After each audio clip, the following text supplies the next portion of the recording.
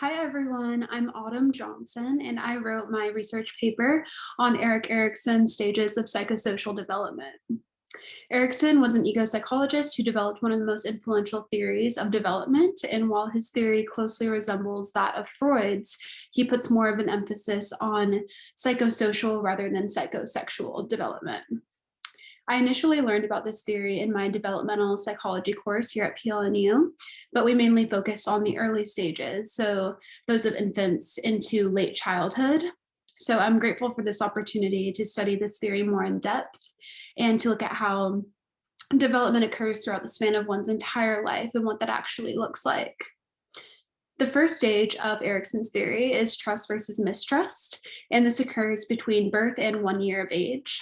Many consider this stage to be the most fundamentally important as it creates the foundation that all the future stages are built upon. During this stage of life, an infant is entirely dependent on their caregiver, so this development of trust is founded on a caregiver's consistency and responding to the infant's needs and proving themselves to be dependable. It is well known that if a caregiver fails to provide adequate love and care, then the child will feel as though they're unable to trust or depend on anyone. So this is a very important and influential stage in an individual's life. So caretakers can fail in many aspects during the stage of development, as they can lack emotional availability or prove themselves to be unreliable or inconsistent. However, if a child develops successfully within this stage, then they will find themselves to feel safe in the world, and they will also find it easier to develop trusting relationships with others. The second stage of development is autonomy versus shame and doubt, which occurs between 8 months and 3 years of age, which is primarily focused on a child's developing sense of control. Children begin to feel a sense of independency as they start to execute basic tasks by themselves, such as crawling and climbing and grabbing for things that they want. So caretakers can help their child develop this sense of autonomy through allowing them to make choices for themselves and giving that freedom to do so. The most essential contributor to the stage of development is potty training. So such a skill can allow a child to feel a sense of personal control and independence.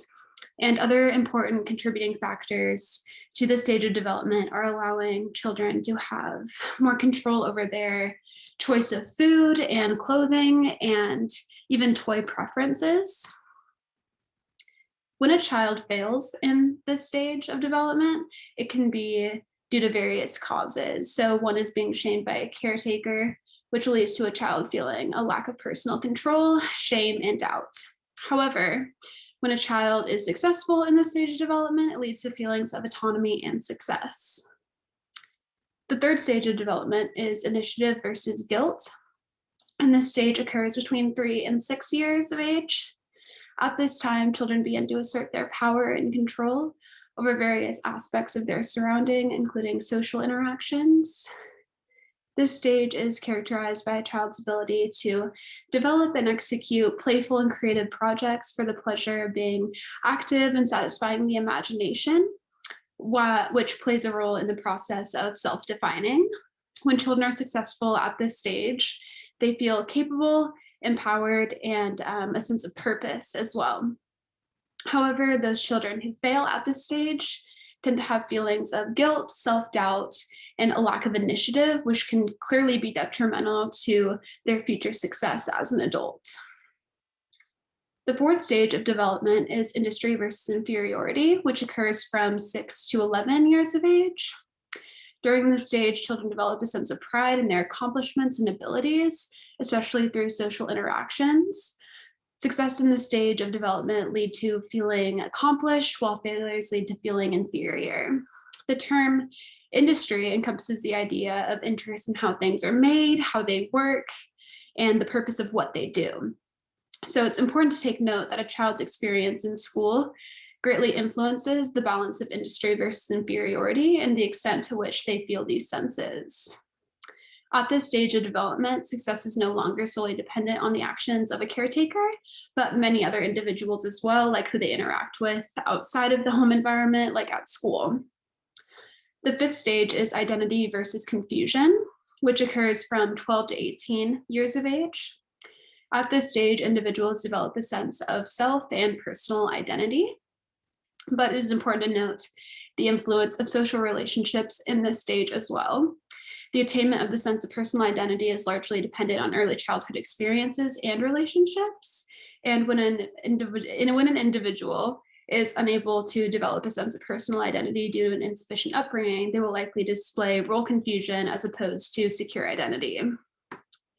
This sense of role confusion can be understood as when a person does not know who they are or what their purpose is in life, which can result in a wide array of developmental issues and can cause problems later on in adulthood.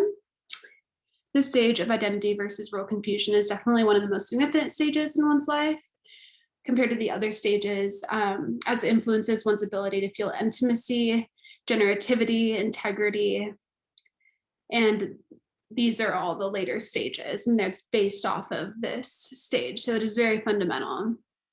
So without knowing oneself, which is this stage's focus, developing these other characteristics at these other stages throughout life would be extremely difficult, if not, in my opinion, almost impossible. The sixth stage is intimacy versus isolation, which occurs from the age of 19 to 40. During this stage, people explore relationships. So success leads to strong relationships, failures lead to isolation and loneliness. The previous attainment of personal identity, engagement, or productivity in social relationships greatly influence the outcome of this stage, where one will either feel comfortable exploring and experiencing intimacy or have feelings of isolation. So within this stage of development, it is important to know that intimacy means much more than love or sex. It expresses the ability to share and connect with others without the fear of losing oneself in the process. This feeling of connection is a huge aspect of intimacy and essential to living a fulfilling life. The seventh stage of development is generativity versus stagnation, which occurs from 40 to 65 years of age. This stage consists of adults creating and nurturing things that will outlast them, such as children. Success leads to feelings of accomplishment, while failure leads to a superficial meaning of life in a deeply personal way. However, a sense of generativity reaches far beyond whether or not one has children. This feeling comes from being concerned about others beyond one's immediate family. So having a wide array of moral concern rather than just immediate concerns. One who is generative will feel concern for future generations and society as a whole. Individuals who fail in the sense of generativity result with feelings of stagnation or self-absorption. And self-absorption is a state in which one's personal needs and comforts are of their predominant concern, rather than looking beyond that to find more depth and meaning in life, which could create many issues, both personally and relationally. The eighth and final stage of development is integrity versus despair, which occurs from the age of 65 and on. At this stage, individuals determine if they are happy and satisfied with the life they have lived, or if they have many regrets. It is a time in one's life for reflection and enjoyment of accomplishments. This sense of integrity arises from an individual's ability to reflect on their life with feelings of satisfaction, rather than with feelings of regret, which would result in a sense of despair. The stage of integrity versus despair is the accumulation of the results of all the previous stages of life and how they form together to create a whole. Relating the paper I wrote to the book Tuesdays with Morrie is incredibly easy because I feel as though at the end of his life, he felt a great sense of accomplishment and integrity. He was full of love and kindness, and he wanted the knowledge he possessed to spread around to help other individuals live life and age in a graceful and purposeful way.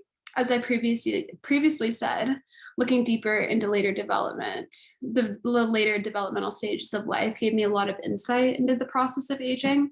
And I just feel like Morrie really encompassed that whole idea of having integrity and being proud of the life that he lived.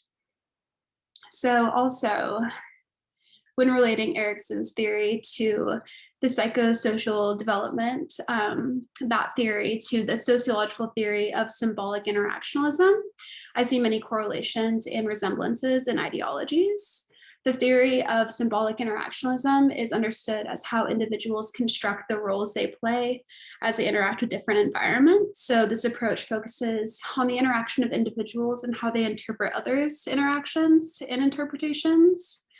I found this very relatable to Erikson's theory, as so many stages are dependent on the actions of others, such as trust versus mistrust, autonomy versus shame and doubt, initiative versus guilt, industry versus inferiority, identity versus role confusion, and intimacy versus isolation. Only in the later developmental stages does the outcome depend mostly on that individual's own perspective, although that is still largely influenced by the earlier stages of development. The sociological theory of symbolic interactionalism is a micro approach to understanding interpersonal interactions, which I just previously explained. And the functionalist and conflict perspectives are macro approaches, which focus on two different things: social stability and strong societies, and inequalities based on social class, gender, and other factors. Erikson's theory of psychosocial development can be understood from a macro perspective because although the success or failure of these stages vary from person to person, all of these individuals make up society as a whole. So this theory can also be understood from a meso perspective, involving an emphasis on small groups, such as neighborhoods, institutions, or other small groups, because when these small groups are formed, more often than not, the individuals that make them up have some or many similarities. And in many cases, these kinds of similarities can be looked at as a result of psychosocial development. According to Erikson's theory of psychosocial development, there are many social problems for the aging populations. I find it quite intimidating how all of these stages of development build upon each other, but that's not to say that if one fails at one stage in development, then their entire life will be a failure. However, there are many contributing factors that determine if one feels integrity or despair at the end of their life. In my opinion, a policy that could address the social problem is encouraging individuals who are unfit to be parents not to have children. I think that a lot of people can be careless and not view having a child as the responsibility that it is. I've personally witnessed caretakers mistreating their children, typically in verbal or physical ways that don't encourage the child to grow or develop. And that's sad, even if it's not like, oh, you need to call child services. It's still like, wow, that person should not be a parent. So even if a parent is fit enough to have a child, that still does not mean necessarily that they should, in my opinion. So if this somehow became a policy, I could imagine that there would be higher rates of success for each stage of development, which would lead to older populations feeling much more integrity rather than despair. Thank you.